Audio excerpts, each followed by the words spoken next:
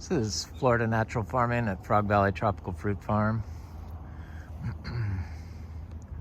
Just over here looking at everything. We started getting little trickles of rain, so like a 1/4 inch every other day, and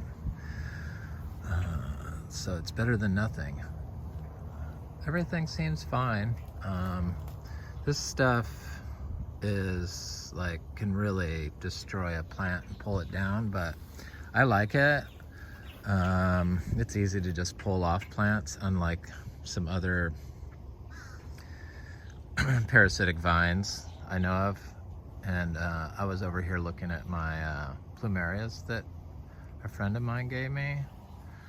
I met somebody through my channel who moved near here and from California, and they have a huge plumeria collection. So I was looking at one of his seedling plants. I forget, sorry Jason, which one it is, but I saw that it had flowers on it, and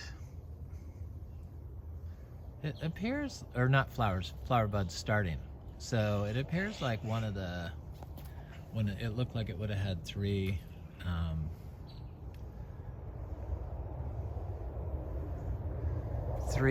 flower stalks, or 3 flower bundles, whatever they're called. Sorry, I don't know what they're called. That's called, but it's only going to give me 2, so I'm very excited because that other one he gave me was like sensational, and I'm sure this one is going to be really good also. So thank you, Jason. I see hummingbird moths. I love those things. It took off. It doesn't want to be filmed, I guess. So I have to go collect leaves for my tea. I try to get about 30 different leaves from around the farm, off of our healthy, naturally grown plants, and fruit trees and herbs like roses, bitter melon, biddens. So there's 3. So I go around and collect them off the fruit trees. We just recently started selling the fruit tree leaf because I know people make tea out of it also. So like mango leaves and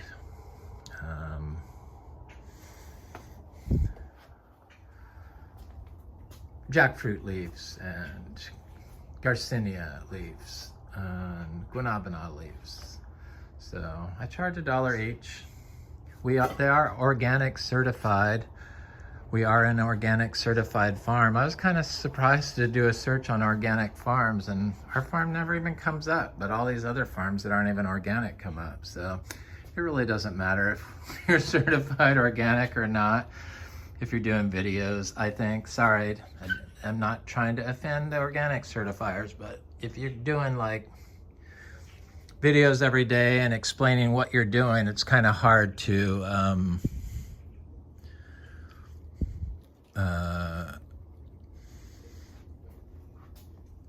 for people not to see that you obviously are doing things organically. So the organic certifiers, this, there's always, it's something pick, constant, look at us type thing. So I just got an email about the inspection and an inspection, but you get inspections after you renew. And so they've been talking about the next inspection with me now for, what is it, August? It's 8 months straight. When I only used to have to wait until the following year. It's bizarre. I find it bizarre, and it's because of that constant needling. I'm not going to renew it at this moment. I could change my mind. I don't know until I fill out the renewal, which isn't due until December. So, it's such a pain, especially when I'm showing this in real time. But they want to, inspect, even though I've never changed anything, and it's like, I'm pretty open about what we do here and what inputs we use. Just biodynamic compost, and from 2 different sources. And then our organic food scraps, which I make bokashi out of, and some seeds that I dump in the bokashi, fruit tree skins and stuff like that. And then I compost it again. So I'm so paranoid about what I eat that I will not mix anything that's not organic in my diet. So a lot of people think that they can like do part organic and part non-organic diet, and like buy all good vegetables and then mix something in there that's like not organic. But that's just like when you have a pure clean water and you just put a little bit of pollution in there. It doesn't matter. It turns polluted. So doing that doesn't work. It doesn't work. You have to be as close to clean and natural as possible in order for your physical functioning to be at its optimum health and performance. So I'm just surprised that some people, like smart people that I know, friends of mine, like even a librarian, and they like, well, I'm eating really healthy. I'm eating organic quinoa and gourmet mushrooms. And I'm like, yeah, but you're mixing it with that carbon source that's processed and of unknown origin. So you don't know what the grains were, that it was, what the history of the grains were. So the whole organic biodynamic certification process made me do records of what I do here. So there's a 7-year records of what we do here, what I do here. Daily notes. So that's kind of a provenance. So is what that is.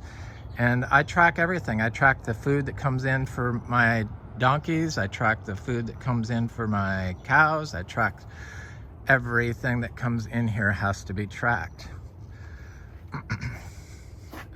It's bizarre. I don't know. And then being organic certified, you have to like have a trail of all the path of that fruit from the tree to the customer. It has to be like clean. You can't mix any conventional produce in the wagon or the buckets you use. But then when you go to the stores around here, sorry, I just had to like rant a little bit about organic farming and organic in general. I believe in it. We're organic certified, have been for several years now. And you go to the grocery store and there's all the tomatoes, and they're built into like a pyramid. So around this pyramid is all like 20 different tomatoes. And in the very top, in the center, is the organic one. Surrounded by all these all this polluted produce. Because, you know, everything moves through water and air. So the air around that little mountain of chemical grown produce is probably polluted where you're setting that organic product. So they don't even track it in the stores, and they don't enforce it. So I don't know. I'm a freak when it comes to organic. So I just, you know, I see the power of clean natural products. I see what they've done for me, and I believe in them. So I don't think we're ever gonna be considered non-organic. So I'm gonna use one of these. This is the Juicy Pearl Star Apple leaves. This is a Benisteria. What is it? B-Cappy is what it is. C-A-P-P-I. I like to put a leaf of that in there. Got the rose. So I got like 7 leaves. So I'm sure this is a kwaimak. We have 2 fruiting kwaimak trees. One's seed grown, one's a grafted tree. And the seed grown tree doesn't have any fruit on it right now, I don't think. It might have one. Oh, I see, maybe one. Do I? No. It's bigger. It's a big tree, but it looks like it's starting to flower again. So they have a long flowering period. So when they start, this fruited last year, 1 fruit. Our grafted tree fruited last year 3 to 5 fruits, I forget. But it's a good tree. It's my favorite fruit, the kwaimak. They produce a lot of fruit. Our grafted tree has a lot of fruit on it. Hopefully it will hold. It's the whole problem with the fruit. The Inga Fuilii, the Kamito. It's different than the Juicy Pearl Star Apple. I have a little asapo tree that's just like, it looks like it could use some water, but it was doing fine. Looks like it's got a little drought stress on its leaves. It's not a good thing, but it's hanging in there.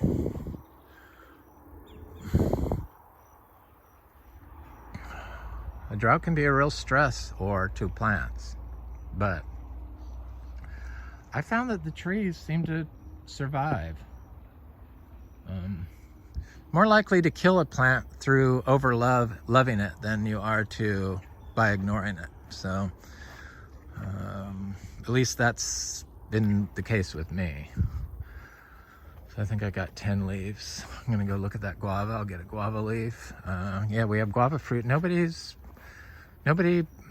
contacted me for biodynamic fruit. I wanted to do a test and see if that spurred anybody to contact me, because biodynamic fruit isn't available anywhere else, and not biodynamic sugar apples and biodynamic guavas. And I just thought if there were any biodynamic people out there, that they would have stepped forward, but nobody did. But we still have them for sale. I don't want to push the sugar apples too much because they're kind of getting to the point where they're like always spoken for, or going to be spoken for on Monday. So it's like, but we have some. I could probably rustle some up if somebody wanted one, or some rather. Those are $10 a pound. The guavas, I haven't figured out the price yet. These are Garcinias are looking really good this year, or this crop, because it's, it's like a continuous fruiter. The lemon drop mangosteen.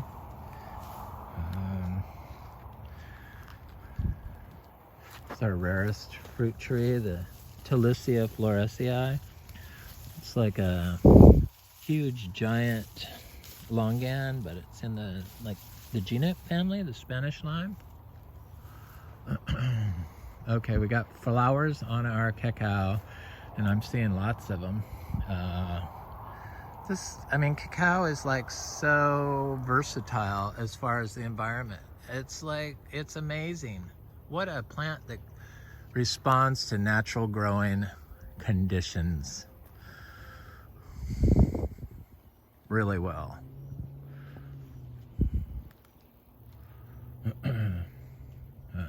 Look, the grass growing around it. This is a fruiting tree. It fruited in 5 years from seed for us. Yeah, did you see the flowers?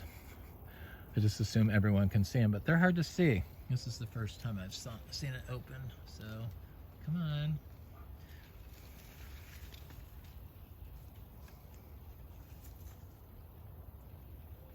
There it is.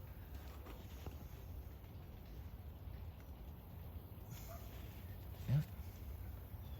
So I imagine we got 5 cacao off of it last year. The animals got 1. Last winter. And I imagine we'll get a lot more this year because it's a bigger tree now. Probably not a lot more, but I imagine more than 5.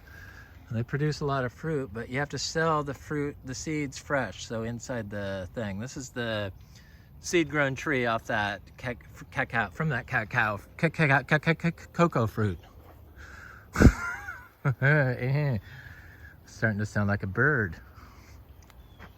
I had somebody here, and all my creatures, they like, the birds didn't come, and all the other creatures didn't come. They were like, the wild cat disappeared. It was like, it was the first time I ever let somebody spend the night here in 7 years, and it's like, it's really affected all the wildlife. Isn't that bizarre? She got offended because I pointed that out, and like I was picking on her. I saw why she would think that was mean, but I was just speaking what I was observing. Where's my birds? The cows were afraid of her. It's like, oh my God. Wasn't her. They don't know people. They don't trust people. They trust me. So they hang out. Provided this natural paradise for them to live in. It's weird to see like those blackbirds like all of a sudden pop out of the grass here. I don't see it so much over here, but up by the house a lot during the afternoons when I'm not doing videos. It's like, what are you doing on the ground? Eating worms. A lot of people like to use worm castings because they don't have animal manures, but if you had animal manures, then like zebu manure, then it attracts the earthworms. So we have lots of earthworms here. When we first moved here, that would never see any earthworms going across the like cement parts of the driveway and stuff, and I found that odd, and now that is happening. So they're here. You have to add all this. You got to make a home for them. If you're driving all over your lawn, you're not, they can't really, they get squished by your tractor. So it's just a lot of common sense. This is that big oak branch that snapped off. I had to like get my chainsaw out and do it. So cha-cha tree. I think I'm up to like 11 leaves. Thank you, tree. I'm gonna grab one of these mulberry leaves. Yeah, the leaf for tea, because especially today when people aren't getting their nutrients, if you mix like I do, 30 leaves, then you're getting so many nutrients, and that it's and all the other stuff, the phytochemicals that are lubricants for your body to absorb the nutrients. So they work together. So if you don't have one, you're not going to get the other. So it's all this stuff is connected through the water. So when you do the teas, it releases a lot of the compounds into the teas. I don't boil mine. I just like get it very hot and then leave it on the stove overnight with the lid on it, and then put it in the refrigerator. I'm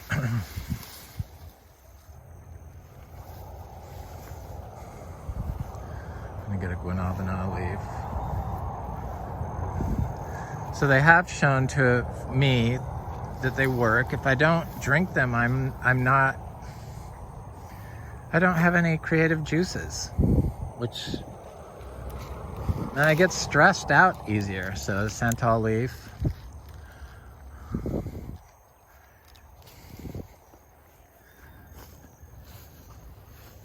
And my skin, I noticed dry spots on my skin. When I first started doing it, that was the first physical thing that I noticed, was my skin got oilier, I guess, is what it is. Which, when you're elderly, that's good, I think. At least it feels better. It's better than dry, flaky skin. Patches. There's my path. There's a big guanabana tree. This is probably one of our tallest trees.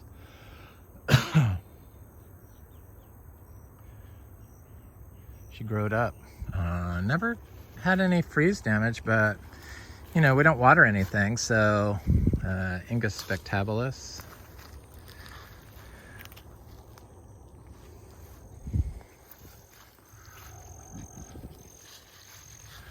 She growed up, that guanabana tree. It's looking good.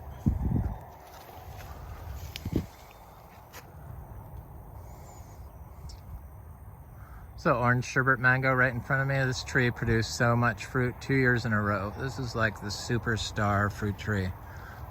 Stuck between a Ingus spectabilis, interlobium, you know, nitrogen fixing tree, elephant ear tree, and a guanabana, and some weeds.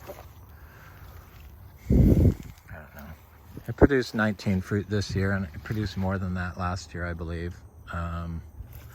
3 gallon from Zills, planted 2 years ago, never been watered. This is a peach cobbler tree next to this guanabana tree. I need a leaf, please.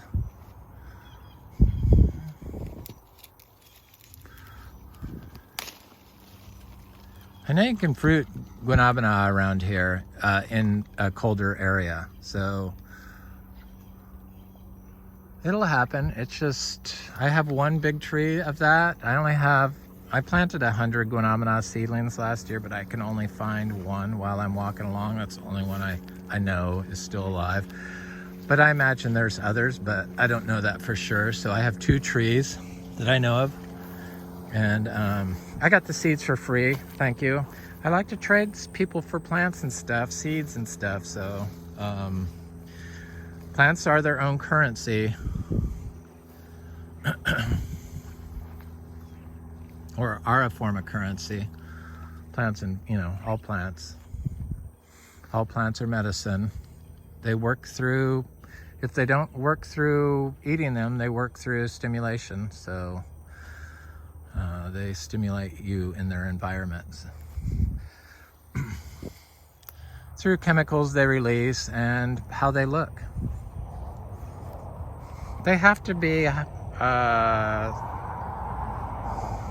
experts at it because they never travel. They just sit in one space. So they fix their environment.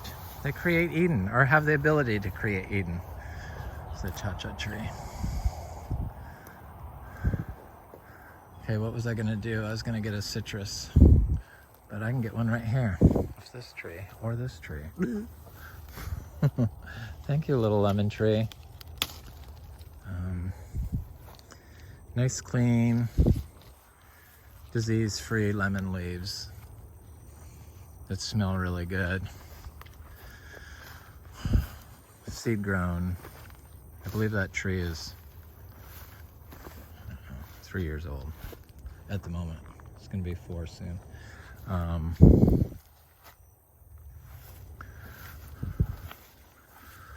It's got fruit on it. Not a lot, but we have older trees, year-older trees that are loaded with fruit. Citrus fruit, lemon fruit. Okay, where's my path at? This is that elephant ear tree.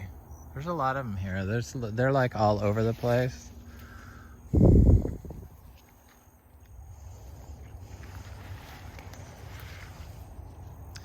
It's amazing the stuff that just shows up on its own. That's in Florida. It's just like, this was a lawn and none of this stuff was here except for the torpedo grass wasn't here. That's showed up by itself. And these weeds weren't here. I like these weeds. They're good to plant plants at the base of them, fruit trees.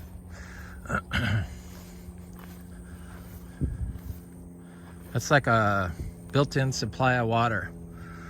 All that carbon holding the nutrients in water in place.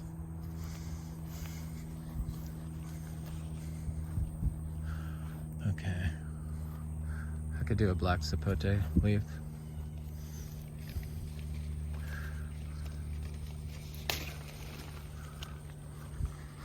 Small one. They appear like they have a lot of calcium oxalate in their tissues, so anything that's super waxy like that, I just tend to go on the small leaf side. But I haven't been hurt by anything, and I can tell that here's a guava leaf.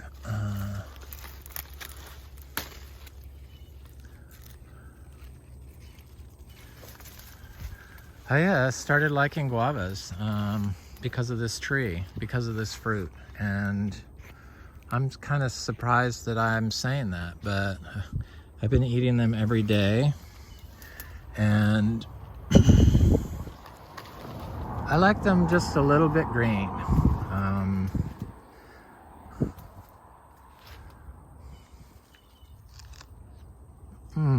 They're super sweet and delicious. I can't believe I actually like guavas. I have spent the last 7 years talking smack about guavas. Yeah, 6 years. And this year, I started, or I guess it was last year, I started eating them off the tree, skin and all, and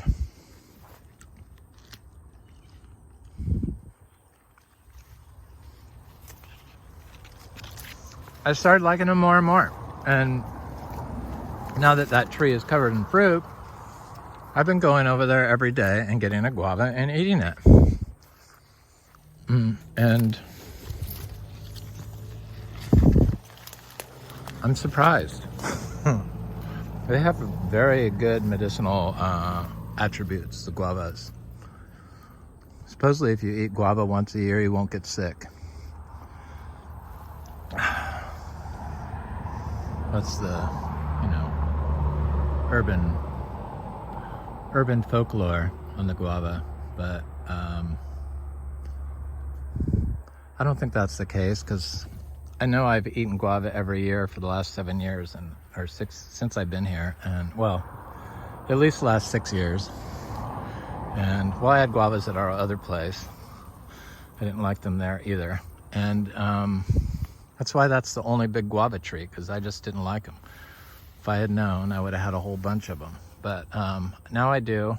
I was gifted about 10 different types from a friend of mine I met here in Indian River County, who's a plant freak, medicinal plants. Thank you, Frank. And they're starting to grow up.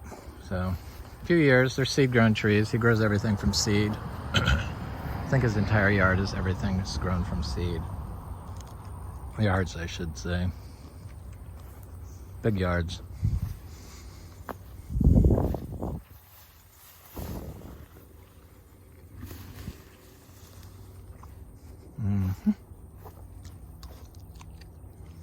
So yeah, we have sugar apples and guavas and seeds. I guess I could have guava seeds. Sugar apple seeds, guava seeds. We're all out of Garcinia at the moment, but we're gonna have Gardneriana and Braziliensis and Intermedia. Garcinia seeds available probably pretty soon. I see lots of fruit on this Garcinia tree.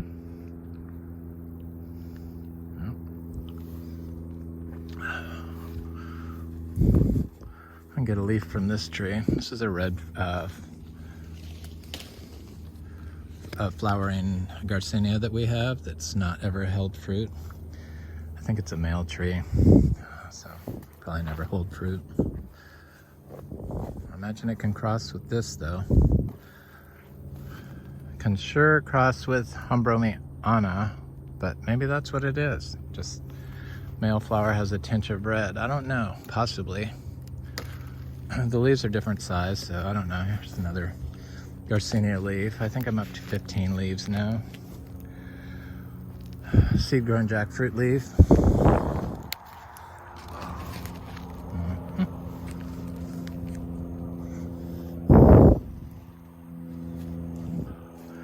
This tree has this is you know, what some people call the improved lemon drop mangosteen.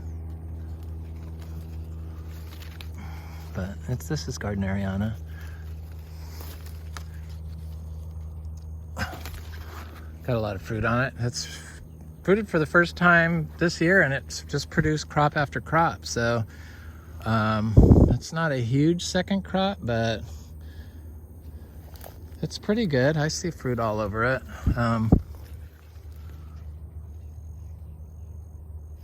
Yep. I love my farm.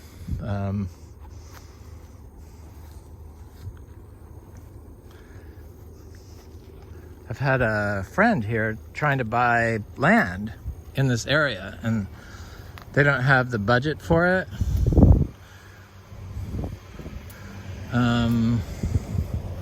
For the amount of land they want, like Browniana, more than 5 acres, I guess, or more than a half acre is what it was.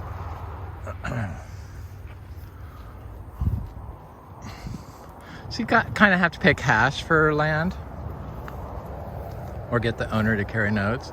And they finally found a house, and it was up attached to a huge acreage waterfront natural park. So I think they got really lucky, and it was cheap, but it was only like 1/3 of an acre. But that's what most people have. 1/3 of an acre is big. That's why I told her that's huge. And then we found this, and it's like, she was like so excited, and it was cheap.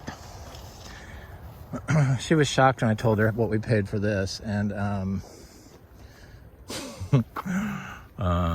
you know, almost 7 years ago. And because it was still cheap here in 2015, really cheap. And now I'm seeing like 5 acres in Fellsmere with no house on it, that's like converted into a nursery. So they've like mostly chopped down all the trees, and then they put plastic on the ground where they have the nursery stuff. Oh my God, talk about plastic pollution hell. And it's like a 1.1 million with a barn on it. Big, huge barn, but it's made out of, you know, telephone poles, which are creosote, and that pollutes your groundwater. You can't use them in organic, I know that. So there's that. That's why we can only use metal or something that's, you know, not going to leach into the environment. Okay, this is an egg fruit, I'm pretty sure. Very healthy egg fruit from seed. Some other stuff in here, but I'm not gonna walk through there. This Adamoya is doing good. Seedling Adamoya.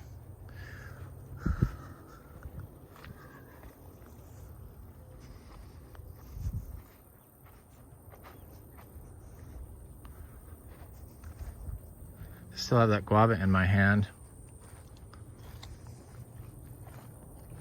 The seeds are it can be kind of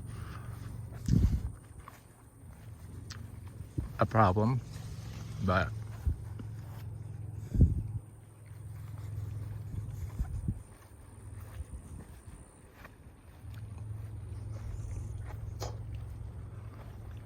they get in your teeth, get in my teeth anyway. That's what I don't like about them now. But at least I like them for the flavor. Anyway, yeah, we have guavas, guava seeds, fruit tree leaf. I can say they're organic. We're an organic farm, an organic certified farm. for a few more months anyway, so I'm gonna say it until then. So probably after December we won't have organic certified, but we will just have naturally grown. I told them that I'm selling the leaf, so the organic certifiers. Okay, what was I gonna do? Get a cashew? I need some more leaves. I think I'm up to 17. So beautiful here. Anyway, I guess that's it. I have to go get my leaves. Have a beautiful day. It's Frog Valley Tropical Fruit Farm, Florida Natural Farming.